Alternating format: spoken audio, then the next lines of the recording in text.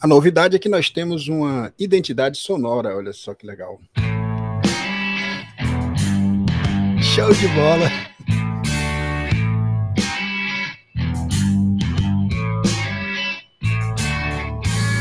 Vez! Autistei. Automatizei o vez! Autistei. Estamos ao vivo na comemoração do Dia do Orgulho Autista. Estamos aguardando os nossos convidados, que é o Lucas Sampaio e o Heloísio. Heloísio, não é isso? Heloísio. Ele é um estudante de história da URCA, que criou um projeto de um fórum de pessoas deficientes.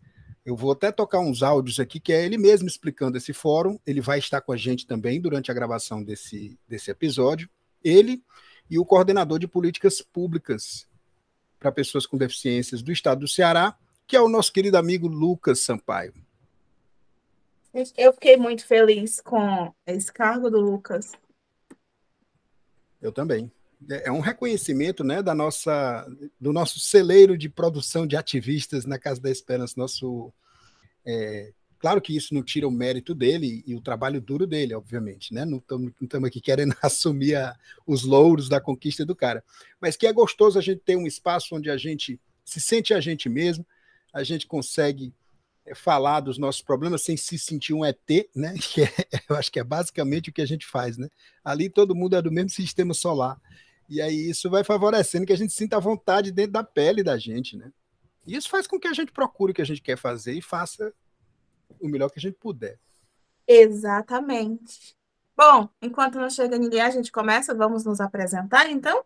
Vamos. Comecemos. Você começa dessa vez. A última vez fui eu. Ok, eu sou um jovem de 50 anos, barba grisalha, estou vestido uma roupa clara. Hoje eu cometi o erro da Larissa, botei uma roupa bem complicada. Central Park, New York City. Essa blusa estava, eu não sei nem o que significa, eu sempre sei falar inglês, mas eu não sei o que significa essa blusa. Aqui que ela Friends.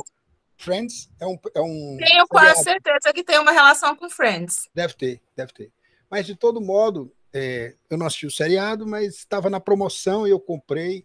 E aqui, e aqui no podcast, a gente, tal como no Talibã, a gente consegue trabalhar de pijama sem problema. Então, barba, sobrancelha de taturana, livros, uma porta de correr de madeira ao fundo e, enfim, jovem de 50 anos. Eu sou psicólogo, trabalho na Casa da Esperança desde 1993. Hoje eu trabalho principalmente com psicologia clínica de autistas adultos e supervisão clínica institucional na Casa da Esperança.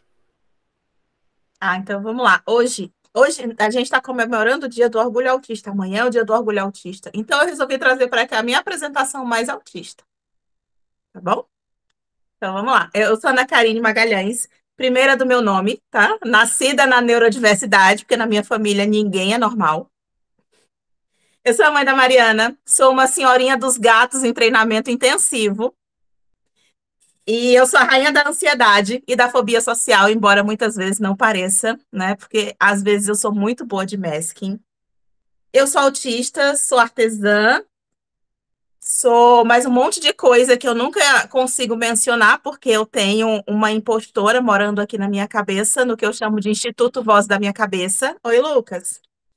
E eu sou nerd desde que eu sou uma espermatogônia. E essa afirmação já mostra o quanto eu sou nerd.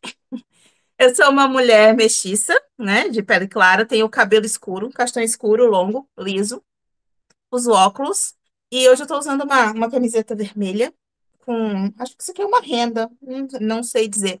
E atrás de mim tem umas prateleiras com um monte de material de artesanato, que é aqui que eu, segundo meu marido diz, faço as minhas bruxarias. Eu transformo o fio em brinquedo, e brinquedo em intervenção terapêutica. Ok, vamos ouvir então a apresentação do nosso querido convidado, Lucas Sampaio. Olá, minha gente. A gente faz uma... Tudo bem, graças a Deus. Lucas, a gente faz uma audiodescrição, porque o podcast vai para o Spotify, mas ele também é transmitido em vídeo, né, ao vivo. Então, devo adverti-lo de que você está ao vivo. Ok. E aí a gente faz uma audiodescrição para quem esteja acompanhando pelo YouTube, seja cego, e precise formular direitinho na cabeça, assim, você sabe. Certo. Vai lá. Então, meu nome é Lucas, eu sou um homem de pele branca, cabelo e barba preto, estou com uma camisa cinza com o símbolo do Batman, e atrás de mim está a minha estante de livros e quadrinhos. A camisa com o símbolo do Batman é porque, assim, o cara é coordenador estadual de políticas públicas para pessoas com deficiência. A pessoa pergunta, mas qual a deficiência dele? A camisa do Batman responde. Perfeito Batman, perfeito Batman. Mas, e outra coisa, né, sobre mim que só é visível depois de observar meu comportamento é que eu sou autista, né? E eu estou encerrando, né, a primeira como Conquistei. eu estou aqui na minha primeira semana, né, como coordenador estadual de política pública para pessoa com deficiência. Está sendo uma honra. E é um trabalho enorme, né, que está só começando. Mas eu estou, enfim, grato, né, assim, pela oportunidade de avançar nossas pautas. Como eu tenho déficit de atenção, eu cometi o erro de só começar a gravar o podcast externamente agora, porque eu fiquei trabalhando nos Rick-Fifs, né, de botar som, botar entrevista, botar uns spots de áudio e tal, não sei o quê. Esqueci de apertar o REC na hora que começou. Então tá gravando no Google Drive, tá transmitindo para o YouTube, mas continua indo para o ar no Spotify só amanhã de manhã, que é quando o YouTube termina de processar o vídeo.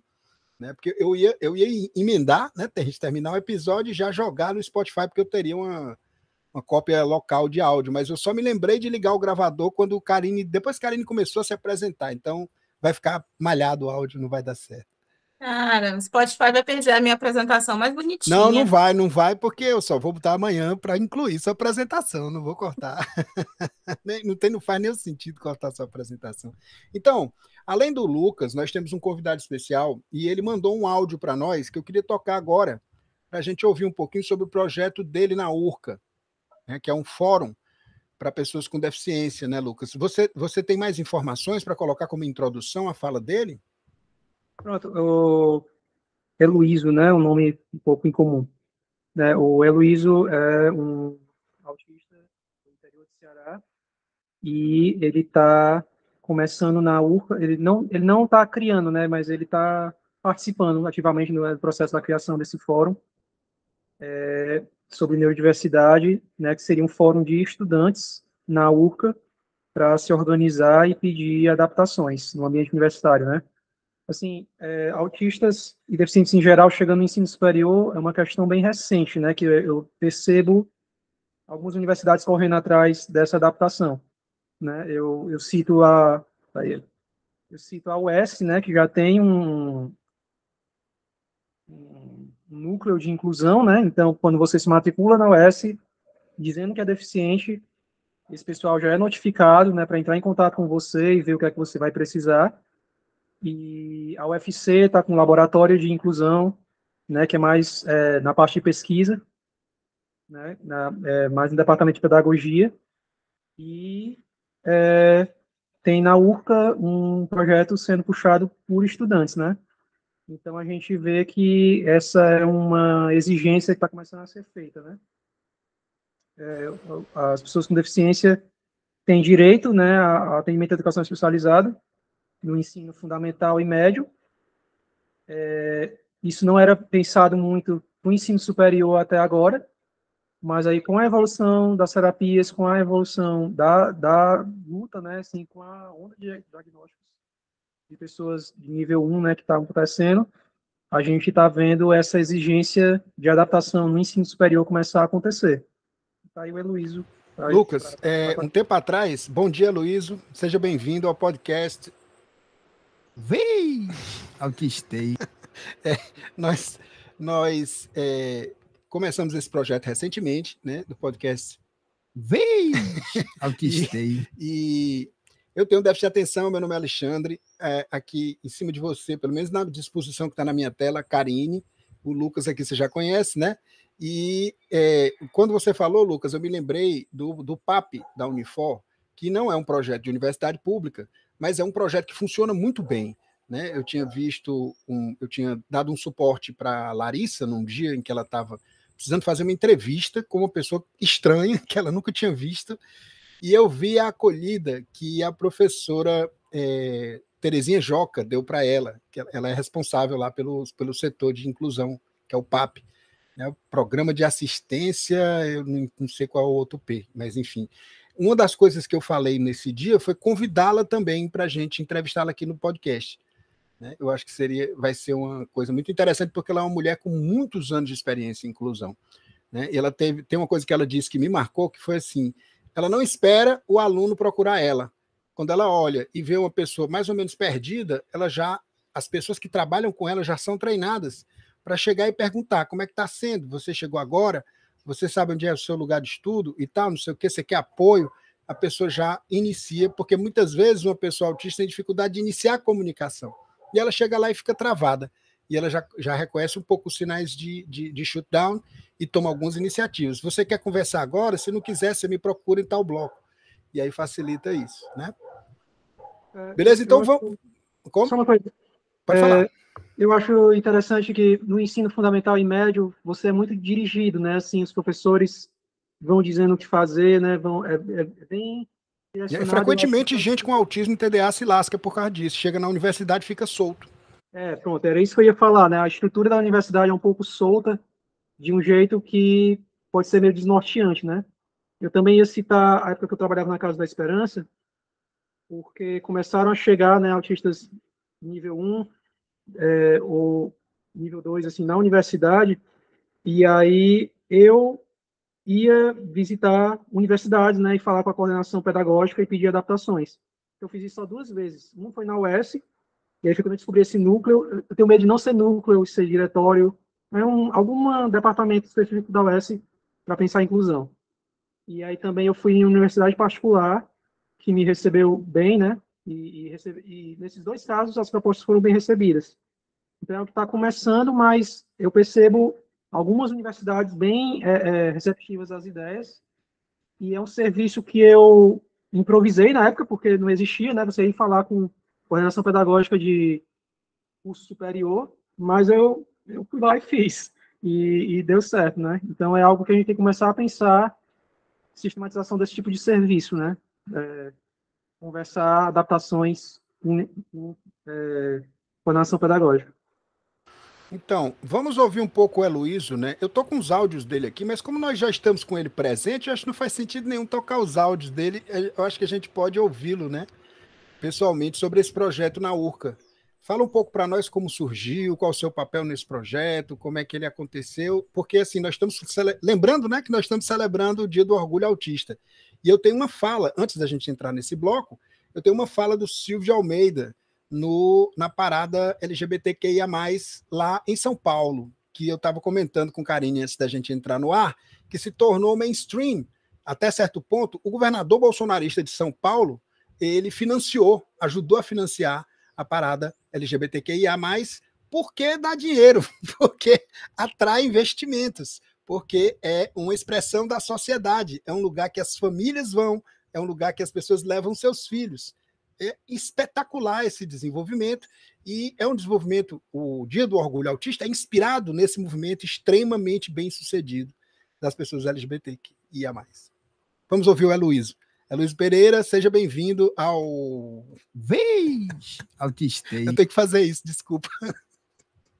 Olá, gente. Vocês estão me ouvindo? Perfeitamente. Olá, gente. Desculpa, eu cheguei um pouco atrasado, mas que teve uns probleminhas aqui em casa.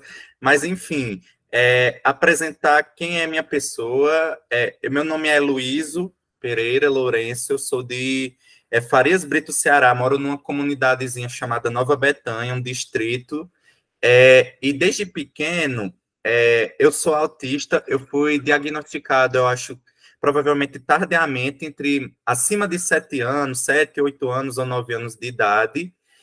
E começou porque minha mãe, ela já se percebia que eu não tinha comportamentos usuais de crianças e, digamos, normais, assim, pessoas normais, embora hoje em dia o conceito de normal seja muito questionável. Ela começou a perceber principalmente quando ela estava fazendo pedagogia na URCA, que é, aliás, a universidade onde eu estou estudando. Aí ela começou a a perceber, e ela e meu pai procuraram atendimento. Infelizmente, não pelo público, porque o público tinha muitos problemas, demora para atender, e eu fui atendido no particular. E no particular, eu fui atendido por várias equipes, uma equipe neuropediatra, psicólogo, até fui para psiquiatra e para terapeuta também. Passei vários anos e hoje em dia eu estou desse jeito, sendo resultado dessas terapias, porque eu era um menino que, assim, eu brincava com as pessoas e tudo, mas, tipo, eram mais brincadeiras de grupo, tipo, pique-esconde, jogar bola não, jogar o mata, tipo, derruba tijolo e outras brincadeiras de criança mais assim, tipo, individual, brincar com brinquedos, junto com outras pessoas. Eu não gostava de compartilhar brinquedos e eu tinha uma mania de brincar, pegar coisas curiosas, tipo, eu brincava com frascos de shampoo, de sabonete, ao invés de bonecos, eu não gostava muito, assim, de carrinhos, não brincava usualmente, e gostava toda a vida de pegar um negócio para balançar, um negócio, tipo, é muito esquisito, tipo, para simular, tipo os poderes de certas coisas, das histórias que eu criava na minha mente. Eu pegava, tipo, geralmente um barbante de fio dental e pegava um negócio, um anel, uma coisa e ficava girando, assim, e eu amava muito. Mas com o passar do tempo, o drama de pessoas como eu, que o meu autismo é de nível 1, e eu não sei como é as outras pessoas, mas os autistas de nível 1, eles conseguem perceber com maior clareza que são diferentes do que, de certa forma, os outros autistas. Eles têm uma percepção maior de que eles são diferentes, como é o meu caso. Isso gerava muita ansiedade, ainda hoje, de vez em quando, gera muita ansiedade. Muitas vezes eu tinha um bloqueio, eu queria socializar com as pessoas, mas eu tinha um bloqueio em mim, do nada brotava ansiedade, o medo de me aproximar, e isso gerava, mas ao mesmo tempo eu queria contato, isso gerava muita angústia, muita ansiedade, a ponto de eu ficar quase depressivo e pensar muitas vezes em tirar a própria vida, em suicídio, em me matar, coisa que é comum, infelizmente, para muitos autistas, principalmente os que ficam na minha classificação, que eles, além da gente lidar com o caos que vem da nossa própria cabeça, lidar também com o caos da sociedade, com as cobranças sociais, principalmente nesse sistema que a gente vive, é muito complicado. Aí eu fui no fundamental eu percebia que eu já percebia que eu era uma pessoa assim, diferente das outras, porque eu era capaz de perceber coisas que meus colegas não percebiam, eu era capaz de falar com a maior naturalidade temas que as pessoas de minha idade não conseguiam debater, por exemplo, sexualidade, morte, suicídio, eu já falava com a maior naturalidade do mundo, mas para outras pessoas, até inclusive hoje em dia, é muito complicado. É como se fossem verdadeiros tabus. Temas que são tabus para a sociedade, eu não tenho dificuldade em falar, mas as outras pessoas têm, e por causa disso também existe um desconforto. Aí fui para o ensino médio, gosto da história, me apaixonei por história, estou fazendo história na URCA. No ensino médio, infelizmente, é assim, eu sofri bullying na escola, mas eu não... É assim, mas eu tive muitos amigos, graças a Deus, gostava muito dos professores, eles me ajudaram muito nessa época. Fui para o ensino médio, fui para a faculdade. Não me inscrevi como autista. Não me inscrevi porque o medo do preconceito era grande. Também o próprio edital, muitas vezes, não afirmava, tipo, não especificava, é autista, eu não via isso. E também eu não tinha... depois você fala, Lucas, deixa eu terminar aqui. Eu Pode não deixar que eu via... estou controlando, fica à vontade, viu? Pode ficar à vontade. E eu não sabia direito, porque também, infelizmente, a URCA não é conhecida por ser boa na área da comunicação, essa que é a verdade.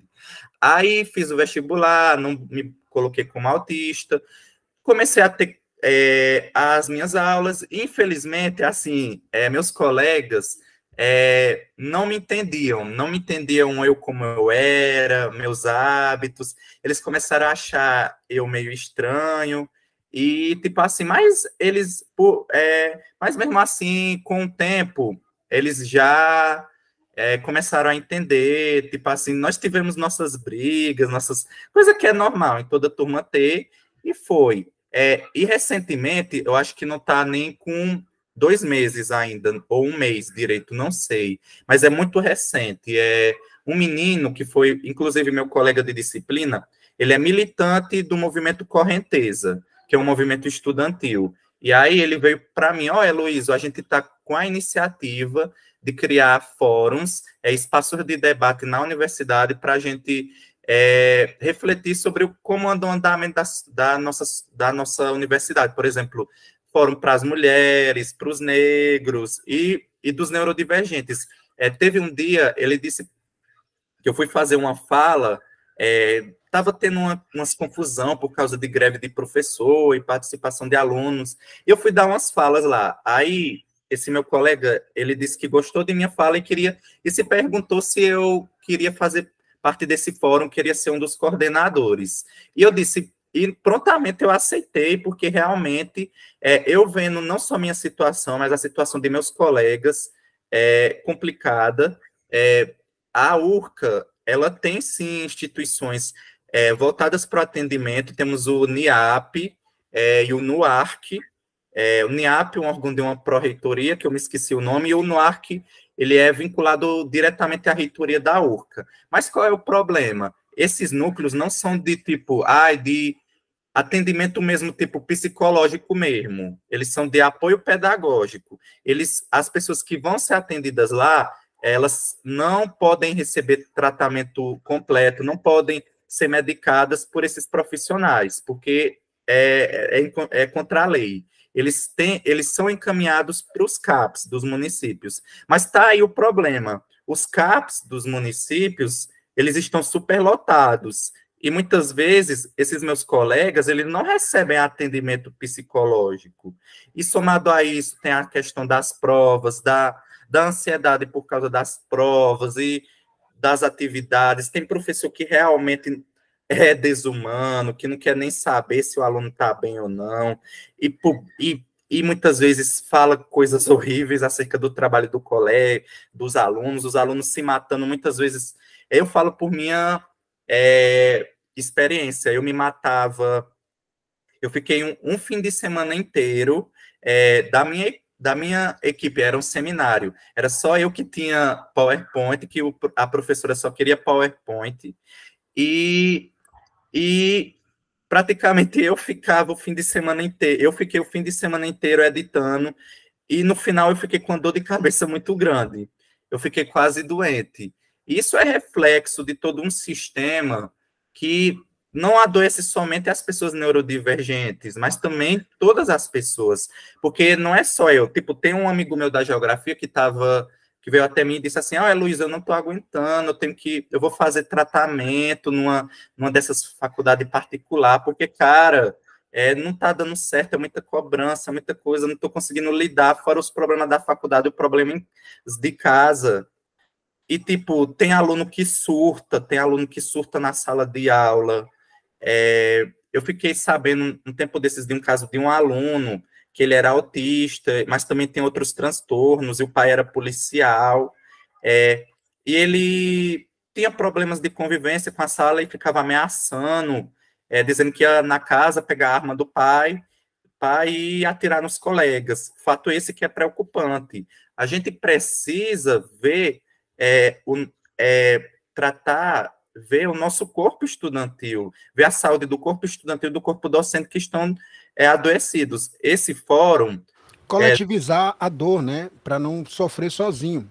E construir pontes, que é o que a gente faz lá na Casa da Esperança com o grupo Neurodivergentes, né? Uhum. De que o Lucas faz parte. Verdade. Também e aí, Alexandre e Lucas, a gente está criando esse espaço agora para que possa ser um espaço para esse debate, não somente sobre as pessoas neurodivergentes e com deficiência, mas também inclusão no sentido geral, inclusão para todas as pessoas. Um espaço que todas as pessoas também possam ser acolhidas, um espaço que possa nos fazer refletir sobre a necessidade do cuidado com a saúde mental. E Tal com como uma isso parada surgiu o gay, né? fórum. Uma parada LGBT de São Paulo. Um lugar de famílias, não é só um lugar de LGBTs, é um lugar de inclusão. Essa é a parte mais inspiradora que tem no movimento LGBT. Eu acho que a Luiz deu uma congelada. Eu queria passar a palavra para o Lucas, que levantou a mão um tempo atrás. Fala aí, Lucas. Na verdade, era uma pergunta para o Heloísio. Então a gente tem que esperar ele descongelar, né? Mas por enquanto, vou passar a palavra para a Karine, já que ela levantou a mão agora. Na verdade, eu só ia sugerir que uma vez que ele descongelou, a gente seguisse, né? E entrasse na parte do orgulho. E eu fiz algumas Sim, anotações interessantes. Voltou.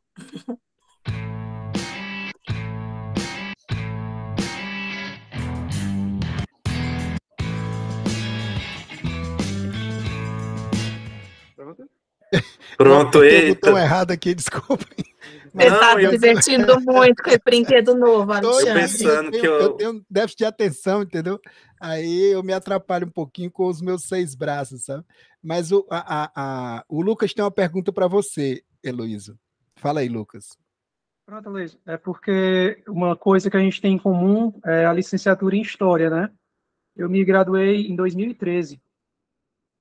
E o diagnóstico tardio, você teve o diagnóstico assim um pouco depois dele, né? Com 20, com 30 quase. Pois é, eu ia perguntar justamente isso, né? Eu escolhi ser professor sem diagnóstico, né? Eu via óbvias dificuldades de socialização, né? E aí, por causa disso, eu escolhi uma carreira que envolvesse me comunicar com pessoas, porque eu sabia que tinha alguma coisa com que eu tinha que lidar, sem ter o nome autismo na cabeça ainda, sabe? Mas esse foi o motivador da minha decisão.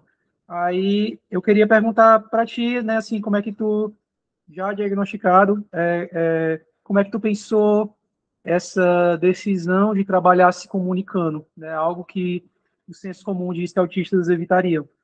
Como é que foi essa escolha, assim? Bom, Lucas, essa escolha veio assim pelo chamado mesmo. É como se a história ela tivesse me chamado, porque assim, eu era um menino muito reservado, tinha aula que eu não prestava atenção, foi ainda no terceiro ano do fundamental. E do meu lado tinha uma estante cheia de livros, e dentre esses livros tinha livros de história. Eu comecei a ler esses livros, me apaixonei por muitas civilizações antigas, eu lia o Egito, os maias, e outras, e fui me apaixonando aos poucos, e eu cheguei ainda no terceiro ano a dizer ao meu pai, papai, eu quero ser historiador. Nessa época eu ainda não tinha noção dessa coisa da comunicação e tudo mais, eu não tinha noção disso tudo, mas eu sabia de uma coisa, eu quero ser historiador, eu quero ser da história. E a partir de um tempo, eu vi isso como, infelizmente, na história, tem poucos historiadores que realmente eram autistas ou que ao menos davam visibilidade para essa condição, eu resolvi ir com uma forma de desafio, porque eu vou ser da humanas, mas você da humanas, como eu posso ser da humanas se eu vou ter medo de gente? Se eu terei medo de gente? Então eu resolvi me arriscar e enfrentar os medos, e estou aqui, enfrentando a cada dia, lidando com os conflitos, que viver em sociedade não é fácil, e lidar com o seu próprio caos, mas também o caos das outras pessoas também ao seu redor, é muitas vezes complicado, mas eu tô aqui e eu tô muitas vezes errando também, que a gente erra pra caramba, porque a gente não ensinar, a gente, tipo, não tem a socialização que a sociedade espera. A gente não tem certas habilidades que as pessoas ditas normais, elas têm. Muitas vezes a gente faz um gesto, acaba magoando uma pessoa, mas a gente não tem intenção de magoar, a gente faz uma coisa que para uma pessoa pode ser grande, mas para você pode ser nada. E é isso, a gente crescendo, a gente lidando com o que a gente pode a cada dia, enfrentar e questionar toda essa tradição, todo esse sistema, que diz que só porque é autista, a gente não pode ocupar certos espaços. Porque, tipo assim, se as pessoas não... Eu tenho muito pensamento, se não me dão espaço, por eu ser autista, então eu mesmo vou atrás com os apoios que eu tenho para construir meu próprio espaço, porque da mesma forma que as pessoas normais, elas têm o direito delas de ter o seu espaço delas, eu também tenho o direito, assim como todos os autistas têm esse direito, e é por eles, e lembrando a eles, que eu venho encampando junto essa luta, e principalmente também por influência de família, porque na minha família é uma, tanto por parte de pai como por parte de mãe, é uma família do interior do Ceará, sertaneja, mas é uma família de educadores, tanto por parte de mãe e de pai. Meu pai é professor, se formou em biologia, ele é professor, mas ele está atuando há vários anos, foi diretor e agora é coordenador de escola. Minha mãe é formada em pedagogia, de vez em quando ela trabalha em creches, fazendo os trabalhos dela, e tive tias, meu avô trabalhou como porteiro em escola, também em creche, e eu tive toda essa influência do papel que a educação tem na vida de uma pessoa, porque eu tive essa influência no meu entorno. E é engraçado, e da minha própria comunidade, porque a minha comunidade é um caso incrível. Eu levantei a mão e ele congelou. Congelou novamente. Vamos fazer o seguinte, gente. Eu tenho aqui uma mensagem especial de uma pessoa muito interessante, né, que eu queria compartilhar com vocês para a gente entrar já no próximo tópico, né? Que é essa pessoa aqui, que eu vou compartilhar a tela com vocês. E vocês vão ver o rosto dela aqui. Costa. Só um instante, Heloísa. Deixa eu... Vocês estão vendo aí o Silvio de Almeida, né? O Silvio de Almeida é um dos ministros mais incríveis da nova composição do Ministério do Lula, né? Ele é um intelectual, né? Um homem muito culto e que abraça as melhores causas, né? Ele está presente nos debates aí, tal como o Flávio Dino. Eu sempre digo que são dois ministros que eu prefiro, né? Ele e o Flávio Dino. São os vingadores, né? do Lula. E aí eu queria soltar um áudio dele aí, que foi uma fala dele na abertura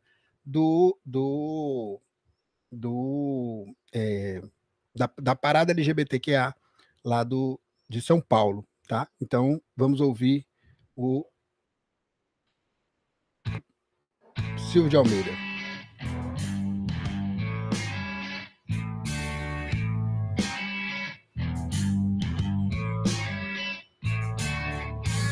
Vez, autistei. Eu queria falar sobre orgulho. Eu acho que é um tema importante falar sobre orgulho hoje. E eu queria dizer que a gente não pode confundir duas coisas: orgulho com soberba. Soberba é algo negativo. É o que nos leva a ter um excesso de amor próprio e achar que nós somos mais importantes do que os outros. Outra coisa é o orgulho. E é esse que nós devemos ter. O orgulho de ser quem somos, o orgulho das lutas que lutamos, das batalhas que vencemos. E todas as pessoas que estão aqui devem ter muito orgulho, sim. Muito orgulho porque estão vivas. Porque são o que são, porque existem, apesar de um mundo que as violenta, que as massacra, que as tira a dignidade. Então, nós temos sim que ter orgulho do que somos.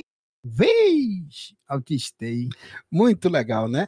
O movimento LGBT inspirou o Dia do Orgulho Autista, precisamente porque por causa dessa diferença entre orgulho e soberba, né? O Silvio de Almeida não parece, mas a impressão que eu tenho é que ele é católico, ele é muito amigo do Reinaldo Azevedo, e aqui no Brasil as coisas são assim, né? O Partido Progressista não é progressista, os comunistas são católicos, tudo aqui no Brasil é esquisito, né? Mas enfim, nós devemos ser todos neurodivergentes. Teve um ponto da fala do Aloysio que eu queria comentar, antes de passar a palavra adiante, né? Que é ele falar sobre os normais, né? E eu gosto daquela frase do Caetano Veloso, na música Vaca Profana, onde ele diz que de perto ninguém é normal, né? Eu acho que tem algumas pessoas que são capazes de se conformar, de fingir melhor que são normais, mas a normalidade em si é uma abstração. é uma ideia com a qual as pessoas flertam, né? E se identificam mais ou menos e conseguem se adequar mais ou menos, mas que não cabe direito em ninguém. Porque, se você pensar, normal é um conceito estatístico que corresponde a uma faixa da curva normal que vai de menos 25% até 25% depois da média, né? Então, a gente, de alguma maneira, ninguém cabe direito nessa capa de normalidade. Tem sempre alguma coisa sobrando ou faltando para essa ideia. Por exemplo, eu gosto de cantar, tem gente que acha que a minha voz é legal, mas eu tenho uma deficiência, eu não canto que nem o Fred Mercury. Eu gostaria de cantar que nem o Fred Mercury. Então, de um certo ponto de vista, dependendo do que a gente faz, consegue fazer ou não consegue, todos nós temos algum nível de deficiência, né?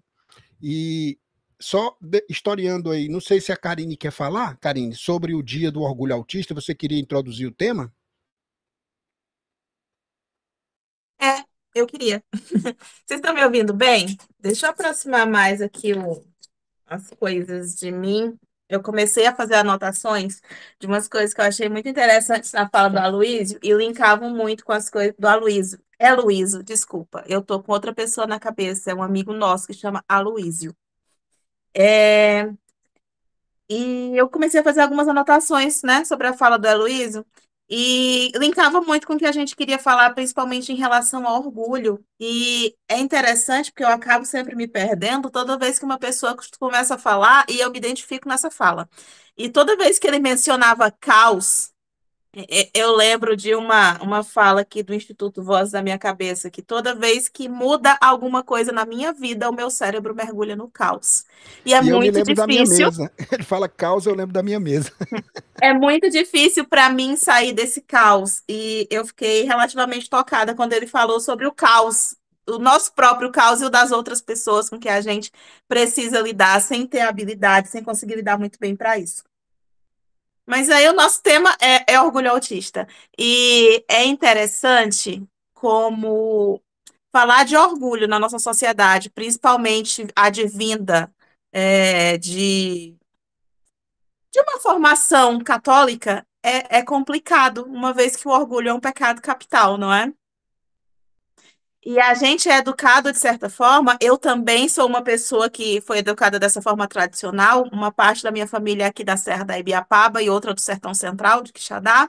Então a gente tem muito essa formação católica de se orgulhar de alguma coisa, de que ser orgulhoso, e as pessoas confundem muito, é, é ruim, é inadequado, não é?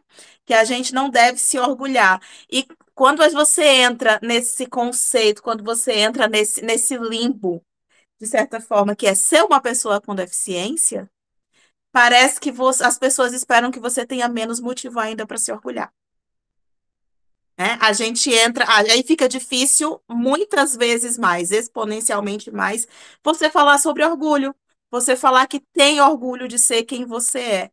Porque o que as pessoas esperam é que você esteja constantemente dizendo que é muito difícil e é muito ruim ser quem você é. Que você queria ser como as outras pessoas que dizem que são normais, que se comportam de forma a criar um espectro de normalidade. Da mesma forma que tem vários espectros em relação a transtorno, saúde mental, a gente tem também o tal do espectro da normalidade, de como se espera que você deva se comportar. Mas esse comportamento ele veio de onde? Quem foi que decidiu como é que uma pessoa que é dita normal se comporta? E muitas vezes as pessoas não questionam isso. E é um dia bem complicado, né, dentro da comunidade autista. E aí a professora em mim se sente na obrigação de definir a comunidade autista e a comunidade do autismo. E é complicado dentro das duas esferas.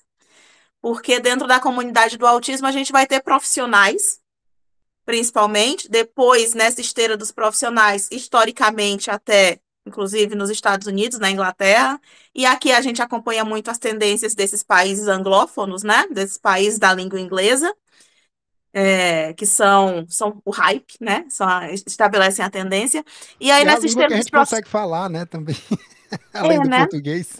exato, e Porque é aí a fácil, gente, é? A Maria acha, eu não é acho. mais fácil do que qualquer outra língua, na verdade. porque é uma língua de comerciantes, então são uns bits, você cria umas novas palavras, se não souber, todo mundo entende.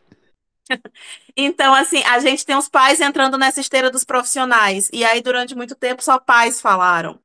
E depois que pessoas autistas começaram a falar, e começaram, não só pessoas autistas, mas pessoas com deficiência no geral, né? Começaram a falar, começaram a exigir o seu espaço de fala, acabou se tornando um problema dentro da comunidade, porque a gente entra naquele mérito de você não é autista o suficiente, uma vez que você fala e de vez em quando você consegue lavar a louça.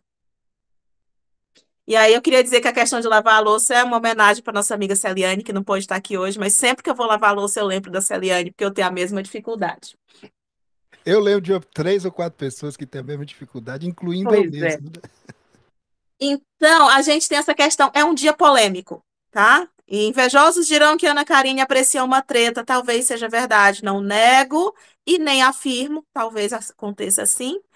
E porque tem pais de pessoas com vários outros comprometimentos, além do autismo, a gente tem várias questões, várias comorbidades dentro do transtorno do espectro autista.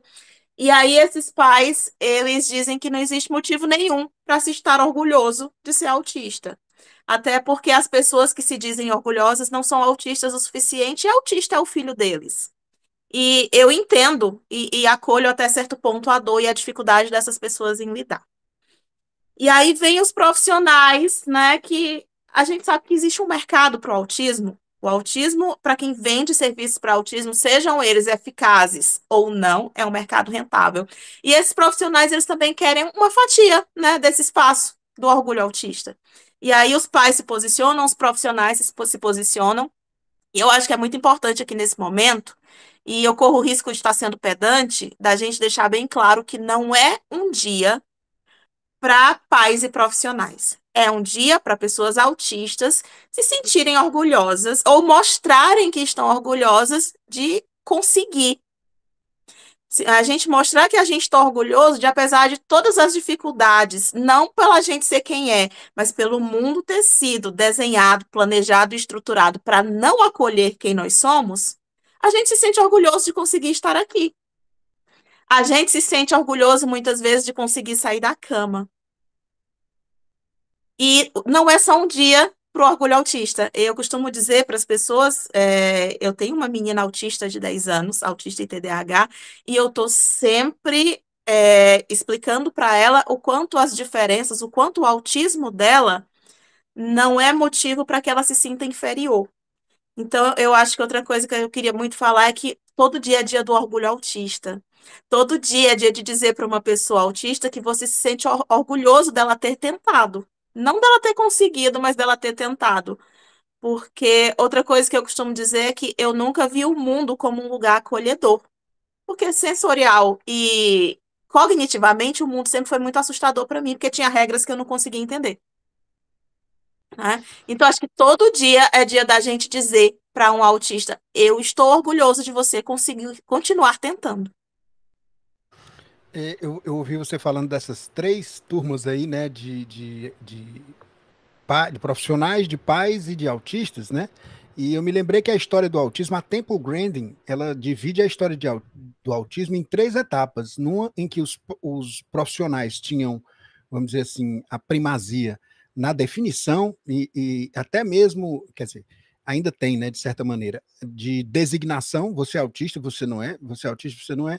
A partir daí, os pais que eram profissionais começaram a se manifestar mais publicamente, porque nos anos 60, por exemplo, era uma vergonha você dizer que era pai de autista. Eu conheço um oficial da aeronáutica que ele teve a sua promoção adiada durante muitos anos, porque o psicólogo da corporação achava que, pelo fato dele ter um filho autista, ele não podia ser confiável psicologicamente para assumir a função de oficial. Né? Então tinha essa perseguição, e ainda tem em muitos círculos, especialmente num lugar tradicionalista como são as Forças Armadas Brasileiras. Né? E teve esse terceiro movimento, que são os autistas tomando o controle da própria definição do autismo e da forma como eles nada sobre nós sem nós, né? Que é o lema dessa fase. Né? E eu, que sou um pouco de cada coisa, eu sou pai, pelo menos 3 pessoas autistas, né? Tenho déficit de atenção e tenho mais do que um grupo grande de pessoas autistas achando que eu estou no espectro. Então, é muito provável que eu tenha também um parentesco muito próximo, né, com o autismo, de certa maneira. E sou profissional, sou psicólogo e trabalho com autismo quase exclusivamente desde 1993. Né? Então, eu faço parte desses 3 grupos. E eu tenho que desligar 2 módulos para comemorar o Dia do Orgulho, né? Por isso que eu estou de pijama aqui, tal como um talibã, né? Trabalhando de pijama.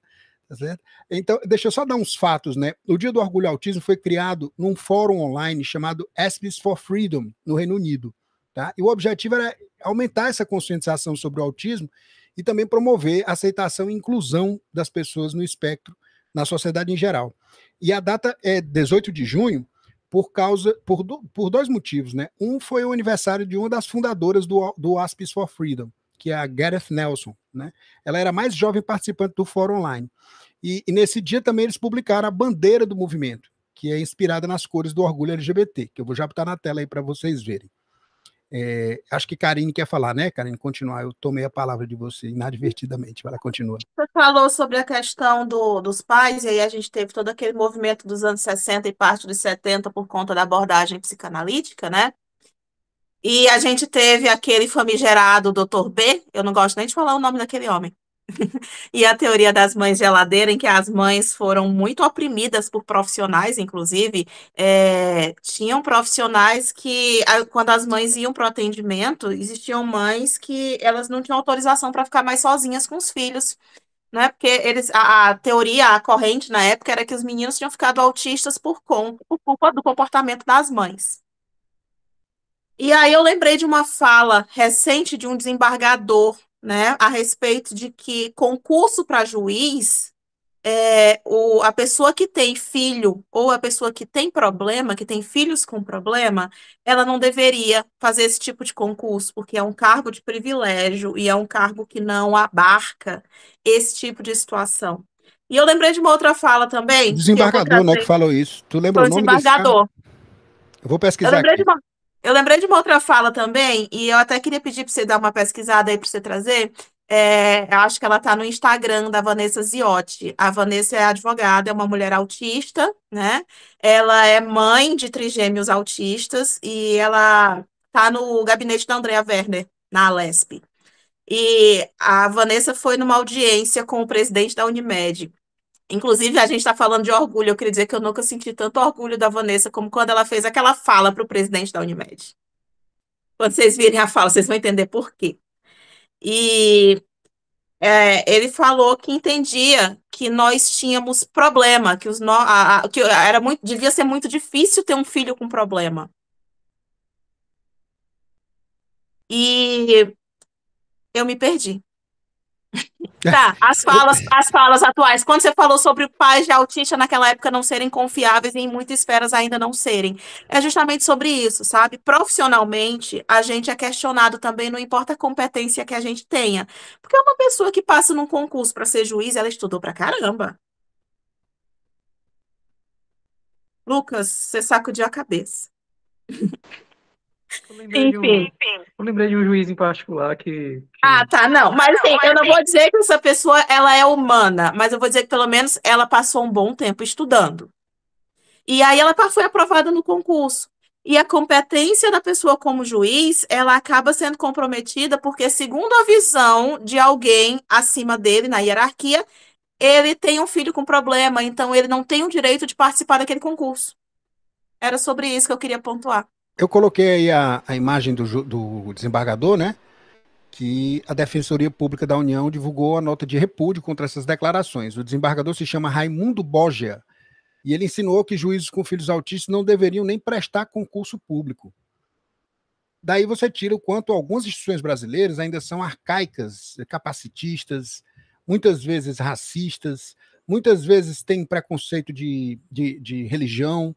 Por exemplo, eu vi uma vez um juiz que deu um parecer desfavorável a uma religião de matriz africana, e o esclarecimento que ele deu foi que não tem um livro sagrado, a religião não tem um livro sagrado, portanto, não pode ser considerada como liberdade de religião. Isso já faz alguns anos isso, eu não lembro o nome desse Zé Mané, eu vou até pesquisar para divulgar aqui, é importante saber quem são essas pessoas, né, para a gente não esquecer do nome delas. A gente perdoa, mas não esquece, né? Não pode esquecer. Né? E aí tem isso, essa rejeição mesmo. O ministro da Educação do Bolsonaro, por exemplo, diz que o modelo de inclusão atrapalhava as pessoas normais, né, por assim dizer. E isso é uma coisa terrível de se dizer, né, enquanto a gente tem um ministro de Direitos Humanos agora indo para a parada LGBTQIA+. E graças a Deus a gente conseguiu emplacar um governo progressista dessa vez, né? Lucas? Eu não olhei a fila, deixa eu ver como é que tá aqui. Acho que é Karine primeiro. Não, é Lucas. Não, é Karine.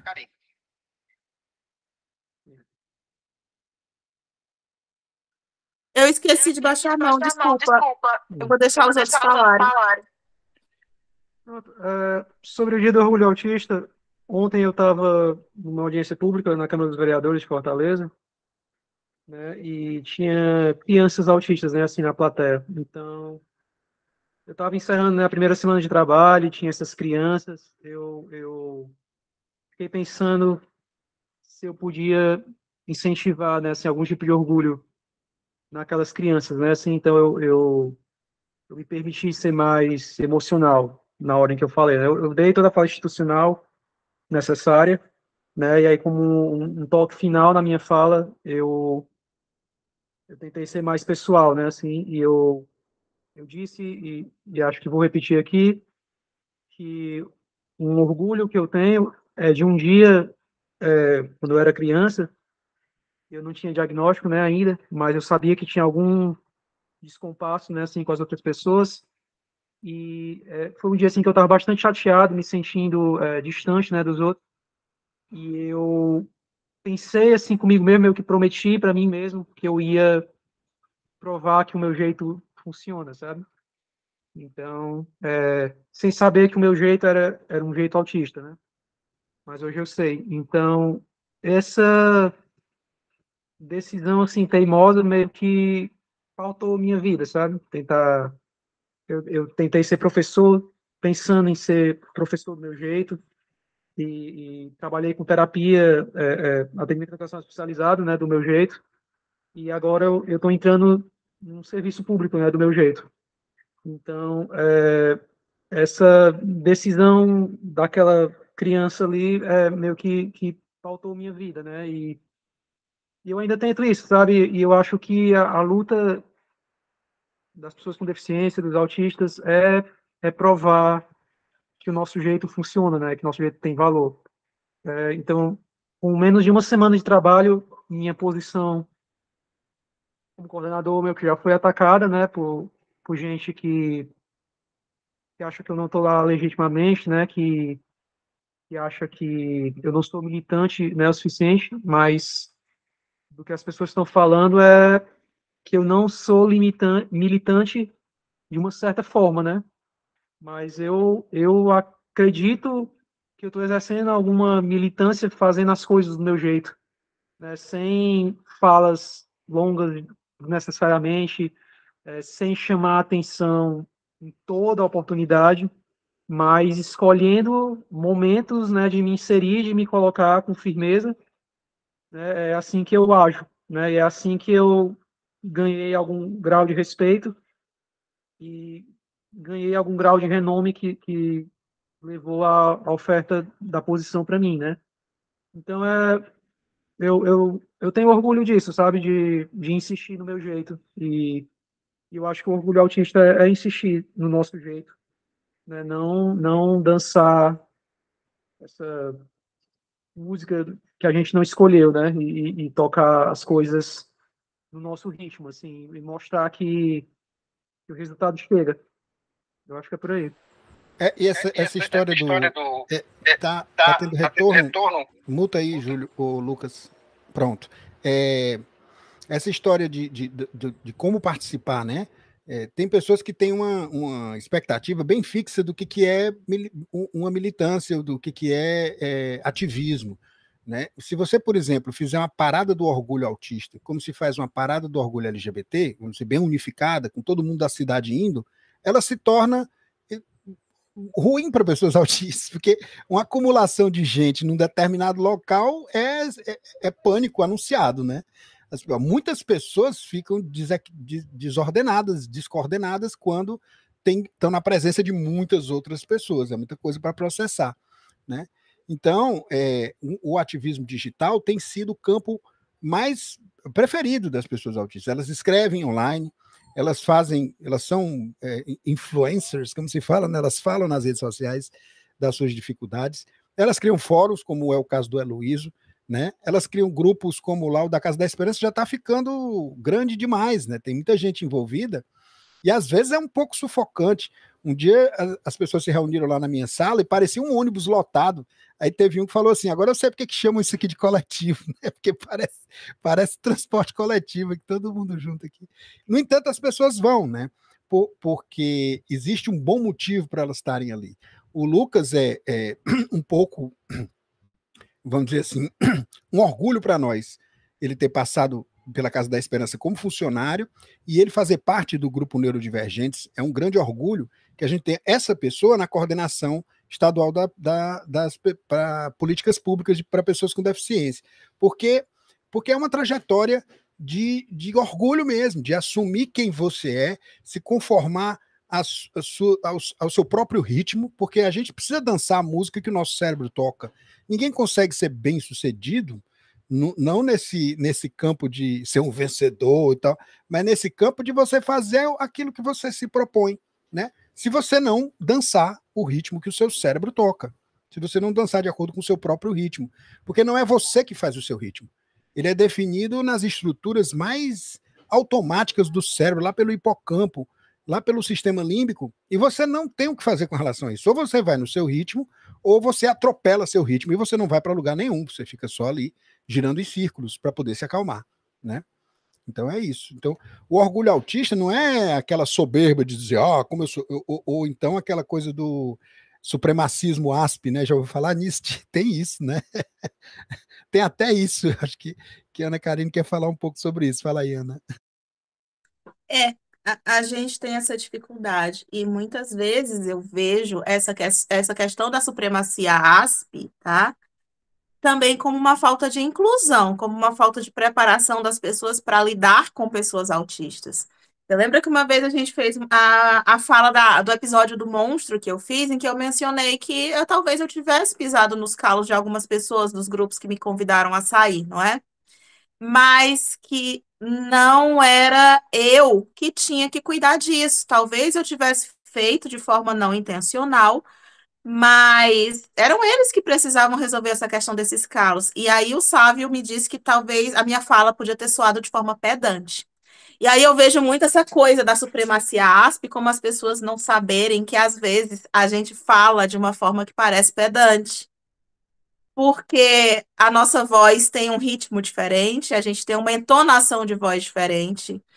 Quando eu vou gravar stories, quando eu vou gravar alguma coisa, inclusive lá quando eu vou colocar nos stories do perfil do podcast, eu aviso para as pessoas que elas vão ver o final do meu treino para parecer simpática, porque eu preciso de muita energia para parecer simpática para as pessoas.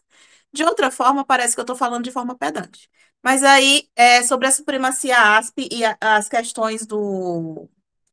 Muita gente fala que o movimento da neurodiversidade, não é? De que diz que o autismo ele é parte da diversidade humana.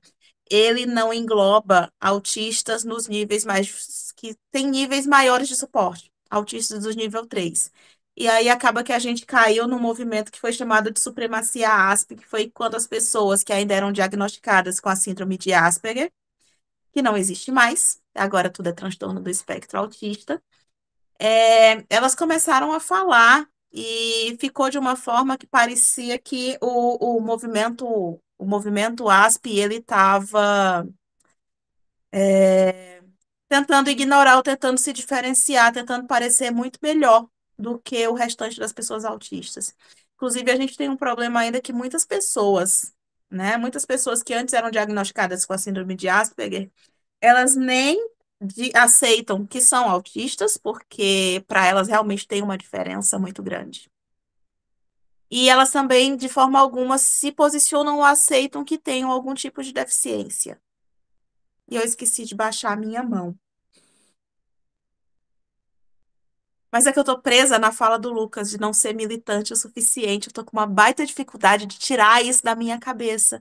Porque às vezes eu tenho essa dificuldade, sabe? Eu não consigo dizer eu sou ativista pela neurodiversidade, porque eu acho que eu não milito o suficiente. Na verdade, eu acho que eu nem sei militar, eu sou ansiosa demais para militar. Eu tenho fobia social demais para militar. Mas eu sou aquela pessoa que reclama, mas resolve. A gente precisa incluir uma criança na escola, não está funcionando, a gente já tentou de tudo.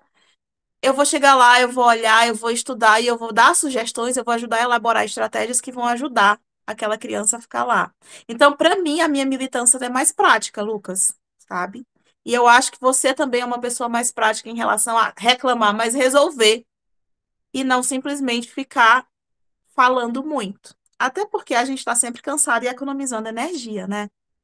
Eu tô sempre cansada, eu tô sempre tentando economizar energia. Mas já que o Alexandre precisou sair, deixa eu me sentir aqui, deixa eu me sentir a gestora do episódio, que era para.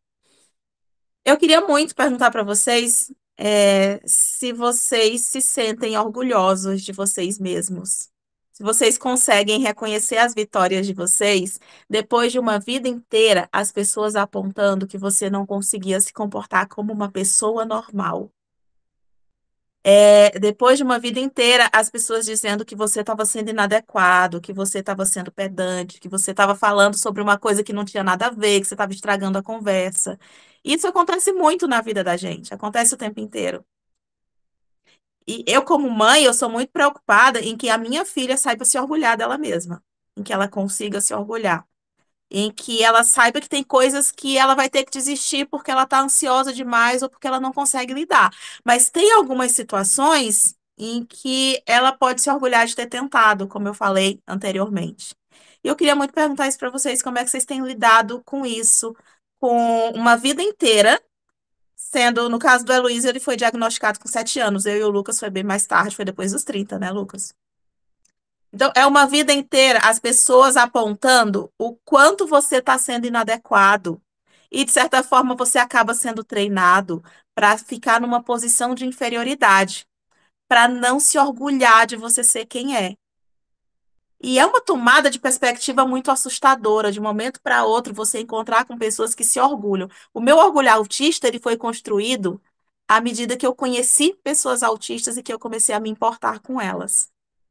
Eu Então, acho que muitas vezes. Oi. esse é o pulo do gato, é a gente conseguir construir pontes entre nós. Porque É, enquanto você e está sozinho, né? eu comecei a me importar com as pessoas e eu comecei a ver que eu me sentia muito orgulhosa, não só pelas vitórias delas, mas pelas tentativas. Eu mencionei a Vanessa, eu me sinto muito orgulhosa quando a Vanessa, uma mulher com deficiência, mãe, que foi convidada a se retirar do trabalho, porque aquele não era mais um lugar para ela, porque ela tinha que estar em casa cuidando dos 3 filhos dela que tinham problema, não é? Ela vai no Senado, na Câmara, e ela enfrenta homens que estão tentando dizer para ela que o lugar dela é em casa, cuidando dos filhos dela com problema, da vida dela com problema. Eu fui aprendendo a ter orgulho de mim à medida que eu fui tendo orgulho dos meus amigos. E aí eu vou passar a palavra para vocês, porque eu me empolguei. Isso eu acho que a Luísa quer falar. Fala aí, Luísa. Bom, respondendo a pergunta da Karine, assim, durante muito tempo eu não tinha orgulho de mim. Eu achava que ninguém iria me amar, que eu não era digno de amor, de receber amor. Mas aí, conforme as coisas que eu fui vivendo, as vivências que eu fui tendo, os acompanhamentos com os psicólogos maravilhosos que eu tive, eu percebi que de todo mundo, o maior amor da nossa vida é o amor que nós temos que ter por nós mesmos, porque se a gente não se ama a nós mesmos, como é que a gente espera também amar os outros, se nós não amamos nem a nós?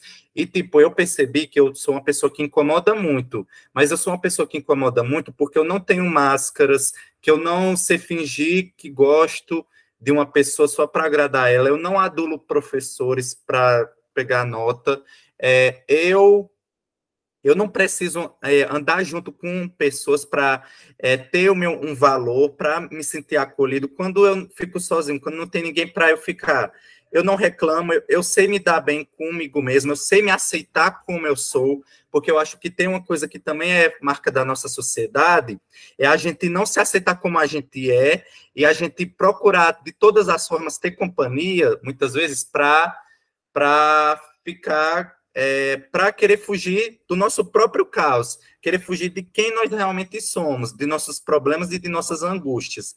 E a gente usa uma máscara como uma forma de se sentir acolhido pelas pessoas. Mas chega uma hora que a gente tem que perceber que essa máscara se torna danosa para nós, que nega quem realmente nós somos, porque de nada adianta a gente viver em prol de agradar os outros, se isso está machucando a gente, se isso está trazendo prejuízos para a nossa pessoa. Quando a gente se incomoda em um lugar, quando a gente vê que certas pessoas não querem nossa companhia, a gente tem que sair desse lugar. A gente tem que ir para onde a gente se sente bem, com pessoas que nos fazem bem, com pessoas que dizem que a gente merece ser amado, que a gente merece tudo de bom na vida. São essas pessoas que a gente deve ficar aí, dizer que nós devemos ter orgulho de quem nós somos, apesar de todos os defeitos, que toda pessoa tem defeito, de todas as coisas que a gente sofre, que a gente tenha que ter orgulho da gente, porque no final tem uma frase muito bacana, que eu acho assim, que eu estava vendo num vídeo da internet, que da mesma forma que quando você vem ao mundo, você vem sozinho, você vai sair sozinho. Ninguém vai lhe acompanhar na hora da morte. E dizer que as melhores pessoas, elas entendem que o mundo, ele é um mundo. O mundo é um lugar complicado, um lugar complexo, que existem coisas que estão ao nosso alcance e coisas que não estão. E que a gente deve procurar cada dia melhorar cada vez mais o que a gente foi antigamente, não exatamente focar demais nas outras pessoas, mas primeiramente em nós. Pensar no eu, não como uma forma de egoísmo, mas como uma forma de altruísmo, da gente reconhecer que a gente não merece ficar com pessoas que desdenham de nós, pessoas que nos descaracterizam, que dizem que o nosso jeito de ser é errado, que nós somos doidos, não sei o quê, que nós somos exagerados. Nós não merecemos passar por situações que nos magoam, só para ficar com pessoas. Se essas pessoas não reconhecem, problema delas, e cada um viva a sua vida em paz, no seu quadrado. E também dizer desde que elas não invadam o nosso espaço, né? Exatamente, Alexandre. Bom, continuando só para finalizar, dizer também que eu sou uma pessoa que incomoda muita gente. Mas por que eu incomodo? Porque eu sou verdadeiro, que eu não escondo, que eu não tenho máscaras, que eu sei debater coisas que as pessoas não têm coragem de debater. Muitas delas eu tenho coragem de enfrentar pessoas que muita gente não tem coragem de questionar. Eu tenho coragem de questionar, por exemplo, o reitor. O novo reitor veio um dia na minha sala e eu questionei a ele. E estavam toda hora tentando me silenciar, tentando abafar minha fala como se não fosse nada, reclamando da falta de estrutura da URCA. E o que eu fiz? Fiquei com raiva e disse que, já que não queriam me ouvir, saí da sala de aula com raiva. Porque é assim, quando a gente fala, muitas vezes tentam se deslegitimar a nossa fala, e principalmente dizendo assim, principalmente na URCA, tem muito disso. Mas quando uma coisa quebra, não sei o quê, mas antigamente nem isso tinha, não sei o quê, sabe? Como uma forma de abafar, diminuir o seu desconforto para que você não reclame, sabe? Mas está na hora da gente quebrar essa violência, uma violência simbólica, uma violência que é exercida contra todos os estudantes, que os faz terem medo dos professores, dos funcionários da URCA, para denunciar aquilo que realmente a gente precisa, porque uma sociedade que ignora o sofrimento das outras pessoas, que abafa coisas para parecer perfeitinha, não sei o quê, jamais será uma sociedade que terá um bom futuro, jamais será uma sociedade da qual a gente pode ter orgulho de ser parte. Por isso eu tenho a luta Por isso eu sei que vai ter muita gente que vai nos atacar, vai ter gente, vai sofrer muitos ataques, mas eu tenho coragem, porque a vida me ensinou que se a gente, quem cala, consente. Então eu não vou mais me calar. Podem me tentar me calar, podem tentar fazer o que eu, mas enquanto eu tiver o sopro de vida, vou sempre carregar nas minhas costas, no meu coração, o povo do meu Cariri, as pessoas do Cariri e os neurodivergentes e pessoas com deficiência. Nunca vou fugir de quem eu sou, sabe? Muito bom. Eu queria só lembrar uns tópicos aqui, né? Que a gente passou meio ao largo, eu acho que ficaram implicados nas nossas falas, mas é importante mencionar explicitamente, né? Que um dos compromissos do Aspis for Freedom, né? É a ideia de que da linguagem pessoa primeiro. Não sei se vocês conhecem essa ideia, né? De que você fala pessoa com deficiência em vez de falar pessoa deficiente. Já é uma discussão que tem algumas décadas, né? E que hoje a gente usa pessoa deficiente, e as pessoas autistas puxaram esse carro de dizer nós somos autistas, nós não somos pessoas com autismo. Né? Eu já vi gente, por exemplo, que tem TDAH como eu, dizer assim, eu sou uma pessoa com TDAH, por que eu teria orgulho de ter TDAH? TDAH é um atropelo na minha vida, TDAH E isso vem, eu acho, de uma ênfase muito grande naquilo que destoa da expectativa de normalidade. Né? Se eu pensar, por exemplo, na minha flexibilidade mental, na minha capacidade de me virar nos 30, ser TDAH é uma vantagem em vários aspectos. Se você pensar na capacidade de analisar, na capacidade de detectar padrões, autismo é uma vantagem em vez de ser uma desvantagem. Depende muito do que você está fazendo. Né? Uma pessoa autista, por exemplo, é capaz de fazer uma crítica muito detalhada para o reitor da URCA, dos problemas que tem, listando esses problemas, fazendo isso de uma maneira bem sistemática, que uma pessoa neurotípica não vai fazer. Estou botando aspas aqui, que eu adoro botar aspas em neurotípica, eu não conheço nenhum, mas a gente usa para se distanciar da normalidade esse termo, né? E essas pessoas, elas não vão fazer simplesmente por pudores sociais que nós muitas vezes não temos. Esses pudores, né? A gente sofre as consequências de não ter esses pudores, mas muitas vezes a gente é instrumental para levar informação mais precisa, porque as pessoas autistas precisam de precisão, de forma geral, né? Então, entre os autistas, a ideia nós não somos pessoas com autismo, nós somos pessoas autistas. Eu não sou uma pessoa com TDAH. Eu acho que eu sou TDAH, não sou bem. Eu gostava de dizer nos anos 90 que era DDA. Eu achava muito mais bonito, que tinha esse D é mais suave, você falava, eu sou DDA, então, e é meio como eu me sinto, né? Eu acho que eu nunca gostei de ser normal.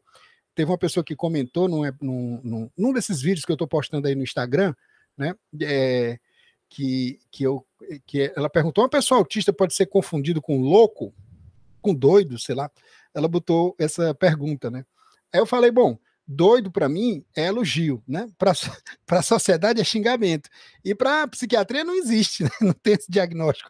Então, na verdade, o que você faz é pegar uma pecha. Para poder nomear as coisas, você nomeia de uma maneira que desonra, que macula a imagem, né? Que mancha o orgulho das pessoas, né?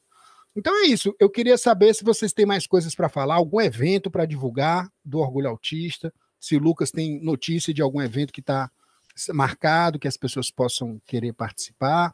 Tem mais alguma coisa para ser dita? A gente começou, como é que se diz? Religiosamente na hora. Então vamos pensando aí, enquanto o Heloísio fala que ele levantou a mão. Vamos lá.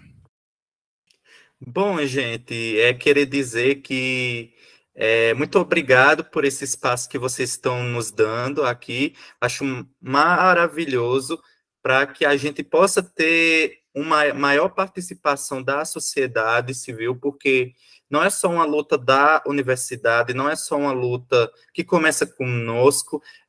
Eu fico muito emocionado quando eu vejo a história dos doentes mentais e das pessoas com deficiência no Brasil, que foram muito maltratadas. A história da nossa homenageada no fórum, a Nise da Silveira, ela é uma luz que ilumina Eu muito a achei gente. fantástica essa ideia de homenagear a Nise, cara. Tudo a ver com neurodiversidade. Ela é uma precursora da neurodiversidade. Fala mais, fala mais. Ela é a precursora. Ela foi uma das primeiras que olhou para pessoas, porque pessoas como eu, como o Lucas, como a Karine, nós éramos muitas vezes simplesmente trancafiados, jogados num manicômio, submetidos a todo tipo de torturas, sem falar também, muitas vezes, a pessoa nem tinha um problema mental e era jogada nesses manicômios e submetido a todo tipo de tortura. E veio o doutor Anise questionar uma mulher na década de...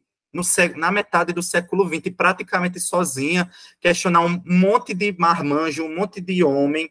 É incrível a história dela, apostando na arte, apostando na conversa com as pessoas, algo revolucionário na época de lobotomia, de choque elétrico, de banho de água fria, e outras barbaridades com o nosso país. E dizer também que, infelizmente, a própria comunidade dos historiadores, não as outras áreas das ciências humanas. Infelizmente, ainda boa parte da comunidade historiadora do Brasil está sendo omissa para com essas pessoas que são constantemente ignoradas. Boa parte deles não dão ênfase aos movimentos de pessoas que apoiam esta causa, embora não, para ser injusto, existem sim pessoas historiadores que realmente se importam com essa temática, mas eles são pequenos em comparação com a maioria, que não há esse debate maior na historiografia, já está emergindo nas ciências sociais, na psicologia,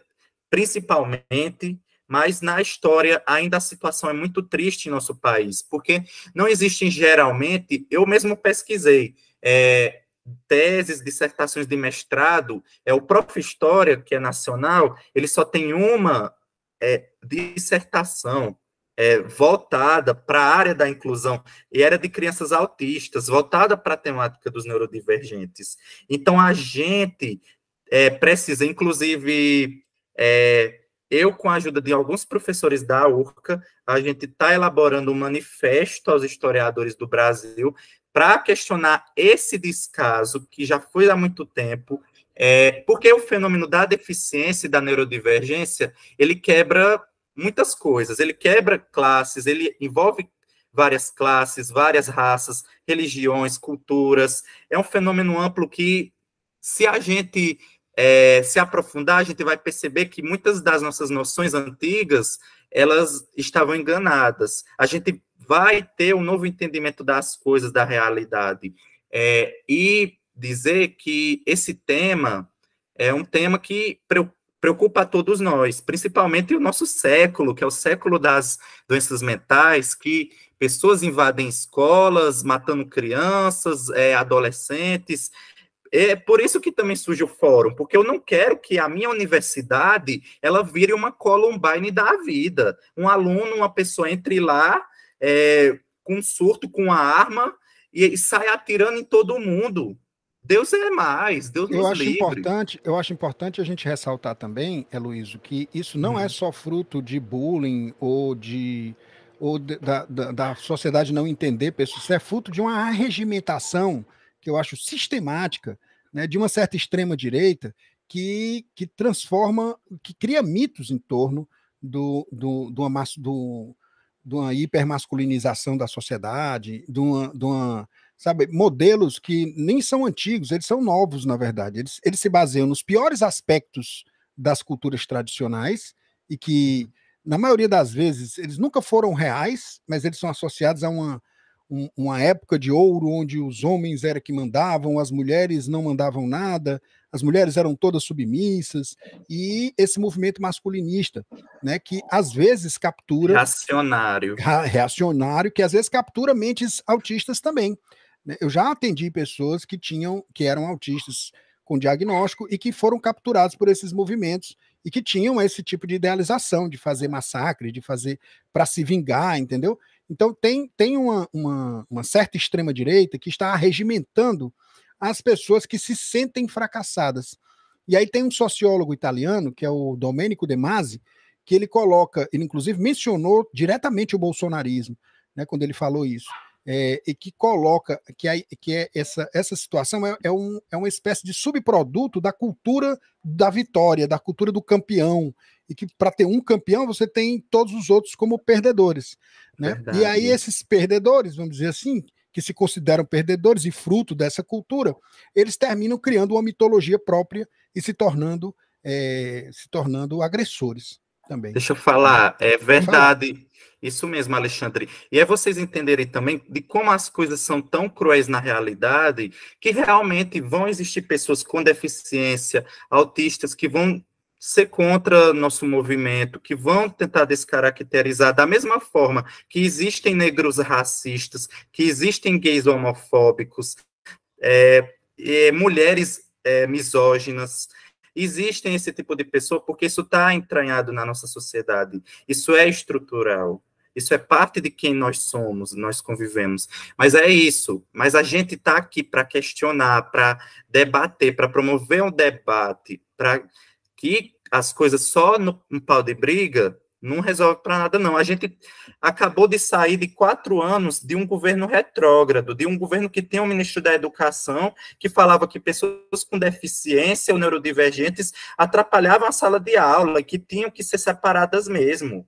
De um governo que foi desumano, que ignorou a ajuda a muitas e muitas pessoas, que por ignorância, muitas morreram na Covid, e é a hora de nós repensarmos, e é a hora de nós estarmos aqui para rebater essas pessoas. Tem uma professora maravilhosa da USP que ela me respondeu, é uma tal de Marlene Suano, e ela disse assim que, olha, Luiz, o preconceito não tem remédio. Sempre existirão os ignorantes preconceituosos, mas cabe a nós, como pessoas que têm o entendimento, pessoas que estão aqui para dialogar, expor esses ignorantes preconceituosos e combater o discurso dele, para que o discurso deles não possa afetar e realmente tornar a vida de certas pessoas insuportável, de muitas pessoas insuportável.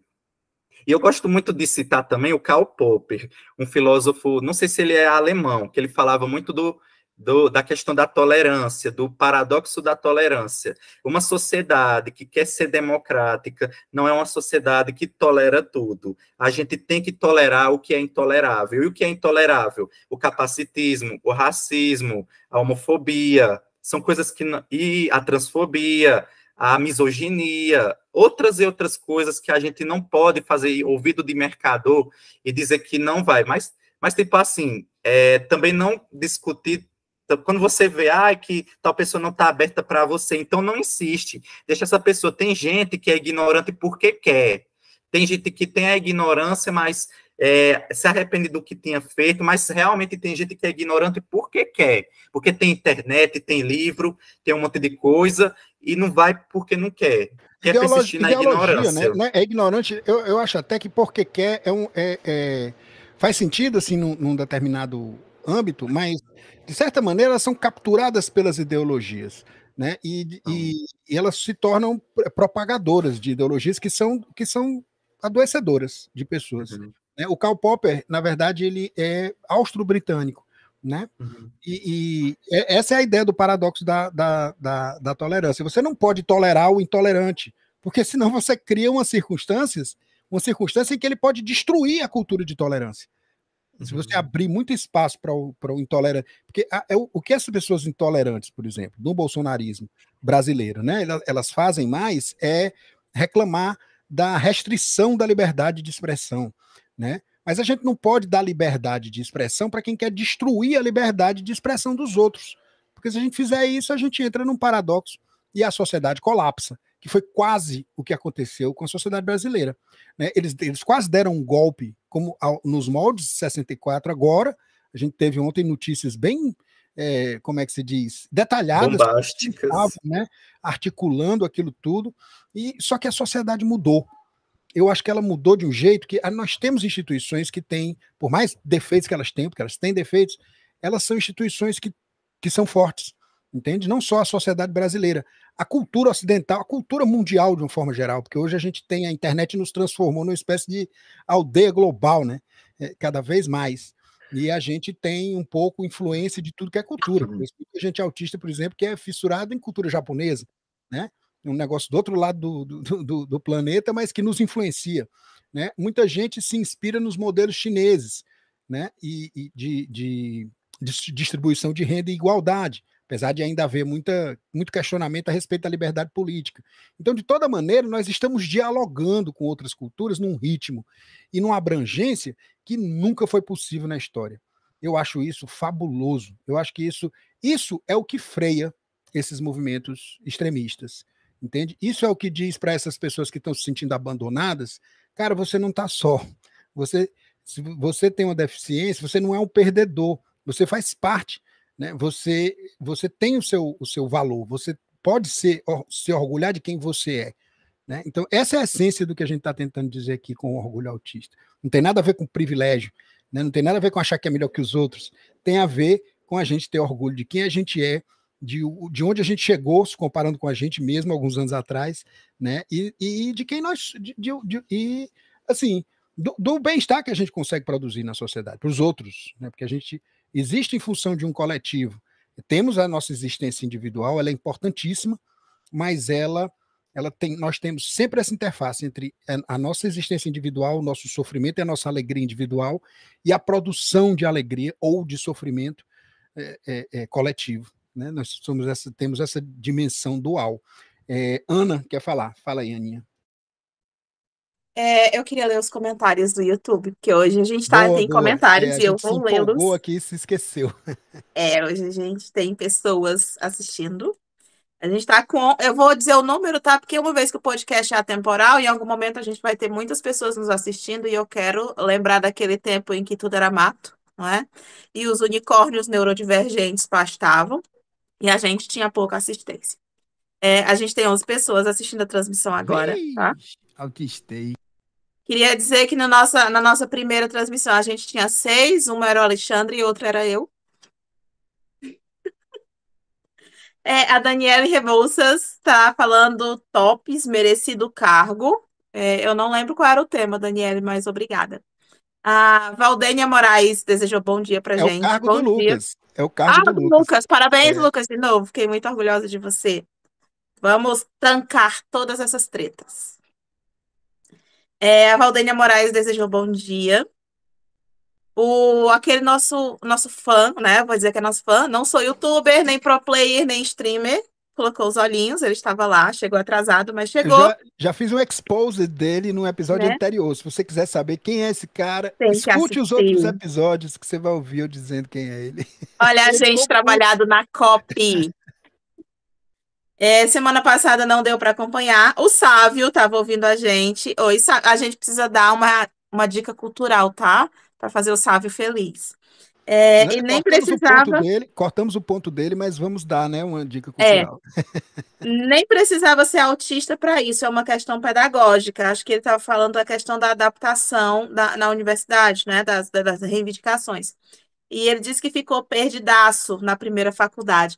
Gente, eu fiquei perdida em todas as minhas faculdades, porque como eu disse para vocês, eu faço muito masking. Eu sofro muito ante as mínimas mudanças. Então, se acontecer uma coisa fora do esperado, eu sofro terrivelmente para me organizar de novo. Consigo me organizar? Consigo. Mas depois fico num estado de miserabilidade que eu sinto que eu fui atropelada pelo caminhão de lixo. Família e... Ah, tá. Não sou youtuber, nem pro player, nem streamer. Amigo, vamos diminuir isso aí que eu tô ficando cansada de ler. Basta dizer Vicentão, que aí pronto, fica legal. Feliz dia do orgulho autista para todos. Feliz dia do orgulho autista, Vicente. Feliz que todo dia seja dia do orgulho autista e a gente consiga continuar autistando e resistindo. Para mim, essa foi a melhor campanha da Abraça, que assim, ressignificou toda a minha vida, né? Autistar é resistir, né? Autistar é resistir. Foi o melhor lema da Abraça. Família e amigos, oi, ok, parabéns. Arediane Franklin Chaves, saudações Ana, cordiais, terráquea. Teve um tema da Abraça que eu achei interessante, porque tinha um garoto, né, que ele costumava pagar prostitutas, porque ele não conseguia fazer a corte, né, e tal, ele era heterossexual, e ele juntava uma graninha e, bumba, pagava uma mulher de vez em quando e tal. E aí, isso por anos, por anos ele fazia isso. Até que a Brasa lançou a campanha do Orgulho Autista, que era assim: sou autista e tenho direito ao meu corpo. E aí a mãe dele, logo depois, no ano da campanha, descobriu que ele fazia isso, sendo que ele fazia isso há muito tempo. Aí ela disse que foi a campanha que levou ele pro baixo meretrício. Aí eu disse assim, mas vem cá, eu perguntei para ele antes se eu podia, né, tua mãe descobriu, deixa eu falar para ela, senão ela vai pensar que a culpa é nossa, né? Aí eu disse, você não sabia, seu filho faz isso há muito tempo, né? Não, mas isso foi vocês com essa campanhazinha aí, dizer que ele é dono do próprio corpo. Aí eu perguntei assim, vem cá, mas você não acha que ele é dono do próprio corpo? Ela disse, sim, mas ele não precisa saber. Imagina. Não. O problema é de saber que é dono do próprio corpo. Não que ele não seja, mas pelo amor de Deus. Eu lembro dessa campanha, quando eu comecei a frequentar ali a salinha da Alexandre Mapurunga, tinha os banners dela. O Pedro Tavares fala, gostei, também amo o Cariri, sou da região. Nossa, 13 pessoas assistindo. É uma Olha, marca, é um marco. É um eu marco. tô me sentindo popular. Eu digo para a Fátima que é 1.300, porque eu sempre multiplico o número real por 100. Porque ela diz, você não está aqui, o que você está fazendo se eu estou entretendo 1.300 pessoas, que é o número 3 vezes 10, vezes 100. Sim. Você perguntou sobre eventos, sobre, né, indicações de eventos. E aí, apesar de eu estar nesse mundo virtual e conhecer um monte de gente que está planejando alguma coisa, tá? Como eu falei, toda vez que muda uma coisa na minha cabeça, o meu cérebro mergulha no caos. E a primeira coisa que eu perco é a minha habilidade de nomear pessoas. Mas eu vou fazer uma lista, tá? No nosso Instagram. O nosso Instagram é @podcast_vixe_autistei. E eu vou indicar alguns eventos nacionais, internacionais, online, físicos. E eu Massa. sei que tem várias pessoas que estão organizando, né? Pequenos eventos, né? Pequenas formas de. Tem que ser Principalmente porque pequenos, né? Tem que tem ser que ser pequenos. pequenos, porque a Se gente for não grande, puxa aglomeração. Mas eu vou colocar lá as indicações, vou colocar as listas bacaninhas, indicar os perfis de muita gente. Estava, inclusive, na nossa pauta de a gente indicar várias pessoas autistas de quem a gente tem orgulho, porque estão fazendo trabalhos incríveis na comunidade, né? Trabalhos muito importantes. E aí, eu já falei, né, sobre a Vanessa Ziotti. Eu queria indicar também um perfil, mas eu vou esquecer o arroba, eu vou colocar depois, que é o da Márcia G. Faria. Mas eu não vou conseguir indicar porque eu chamo a Márcia de Márcia Girafa, tá bom? Faz mais sentido para mim, não consigo chamá-la de outra forma. E a Márcia é autista, ela é mãe de gêmeas, uma das meninas é autista nível 2 a 3, que é Leide Maria Antônia. Eu sou apaixonada por Toninha. Toninha é apocalíptica e revolucionária, como gosta de repetir minha filha, né, de um meme. E a Márcia é presidente da AMA, em Brusque, Santa Catarina. Então, a Márcia está num ambiente extremamente hostil a pessoas neurodivergentes, não é? A Santa Catarina existência dela. Santa Catarina é uma espécie de, sei lá, É isso como é aí, sei lá. aquelas cidades ali na Alemanha nazista, né? Que E tinham a Márcia está fazendo um trabalho incrível na presidência da AMA, principalmente direcionado a oferecer atendimento. A Auschwitz. oferecer atendimento para quem não tem condições de custear esse tratamento, né? Ela tem procurado fazer vários convênios e passado, sim, muitos ódios lidando com política, que é uma coisa que ela não gosta de fazer, e tem feito um trabalho maravilhoso. E eu sei que a Márcia está envolvida na organização de um evento do Orgulho amanhã em Curitiba. Mas eu vou colocar isso direitinho depois. A Arediane Franklin está dizendo que o trator passou por cima. É que tem dia, amiga, tem dia que é tão difícil que foi realmente o caminhão do lixo. O trator já veio antes, ficou só o restinho e o caminhão não quis levar, de tão exaustivo que é. Mas, enfim, eu queria agradecer, né, pelo espaço. Queria dizer que invejosos dirão que Ana Karine estava desregulada e ela realmente estava. É, eu estou tentando organizar minha vida, eu estou tentando fazer menos masking, eu estou tentando fingir menos que eu consigo lidar com as coisas e eu estou tentando encontrar processos menos cruéis comigo mesma para fingir que eu estou lidando com as coisas quando eu precisar fingir. E eu queria dizer que eu me orgulho disso também, sabe? foi muito difícil para mim, como eu já mencionei antes, ter sido criada tendo o tempo inteiro apontado o que eu não conseguia, o que eu não sabia fazer. E foi muito difícil para mim chegar no momento e dizer, ok, eu não sei fazer, mas tem outras coisas que eu sei fazer. E a partir de então, eu quero me orgulhar do que eu consigo e também do que eu tentei e não consegui. Eu quero mudar a minha perspectiva sobre mim mesma, uma vez que eu aprendi a mudar a minha perspectiva sobre os outros. E para mim, o Orgulho Autista é sobre isso. Eu não consigo desvincular o Dia do Orgulho Autista da minha maternidade, não é? Porque foi ela que me trouxe para esse espaço, para essa seara. Eu não consigo desvincular das pessoas que eu aprendi a amar e que eu aprendi a dar suporte nesse tempo. E eu não consigo desvincular, principalmente, da necessidade da gente se libertar desse currículo que a gente recebe o tempo inteiro, que é relativamente opressor, que diz que a gente não é bom o suficiente, quando, na verdade, tudo ao redor é planejado, é estruturado para que pareça que a gente não é bom o suficiente e continue consumindo baseado nessa dor de não ser bom. E eu acho que eu fiz as considerações finais. Nossa, com ansiedade ou não, com slide ou não, foi, hein? Vamos ouvir o Lucas, então. Considerações finais, Lucas. Ok, gente. Eu agradeço, né, assim, pelo convite. Eu espero estar aqui mais vezes. Eu não vou ter nenhum evento em específico para mencionar. Quem quiser seguir o trabalho, né, de militância que eu faço e o trabalho na coordenadoria, segue no Instagram lucas.ativismo.autista. E aí, vou repetir, né? @lucas.ativismo.autista. E na descrição vai ter link para o meu outro perfil, que é um perfil menos sério, em que eu faço minhas brincadeirinhas por lá e publico alguns desenhos que algumas pessoas têm a falta de apuro estético de achar que são bons. Mas é isso, pessoal. E eu tô aqui com vocês, viu? Quero ser um parceiro aqui desse podcast. Vamos ouvir agora o Heloísio dizer as palavras finais. Bom, gente, de novo agradecer a vocês por isso. Se surgir outras oportunidades para a gente conversar de novo, aceito com todo o prazer do mundo e dizer que não vamos ter, por enquanto, eventos, ao menos nesse semestre. Nós vamos esperar começar o próximo, porque tem muitas coisas, muitos eventos que eu e os integrantes do curso estamos participando, mas se Deus quiser, próximo semestre a gente vai começar nossas atividades na universidade e convidar a vocês a nos ajudarem, a compartilhar nas redes sociais.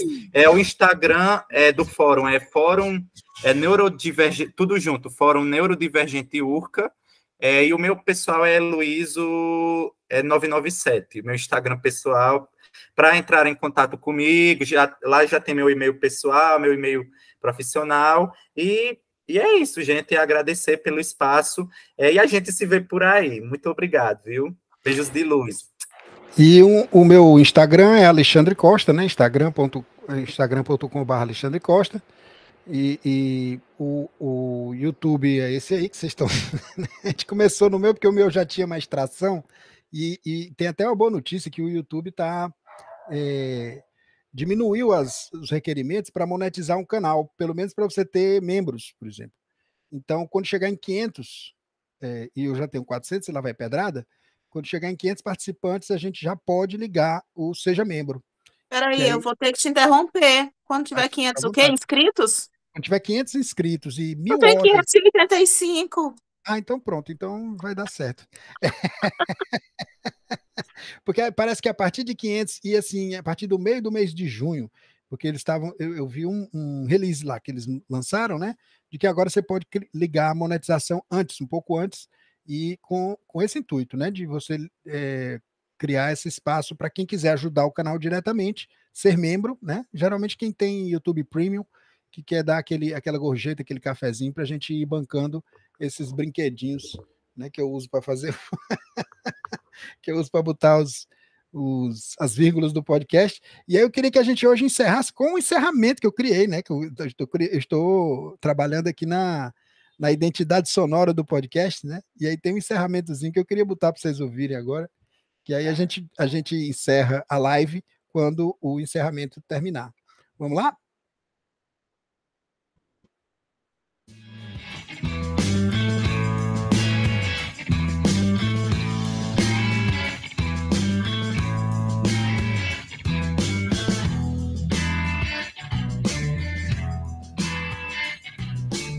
Até o próximo episódio do podcast. Vem, autistei.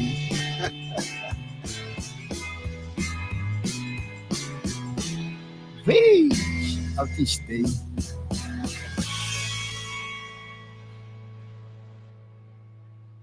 Parando a transmissão.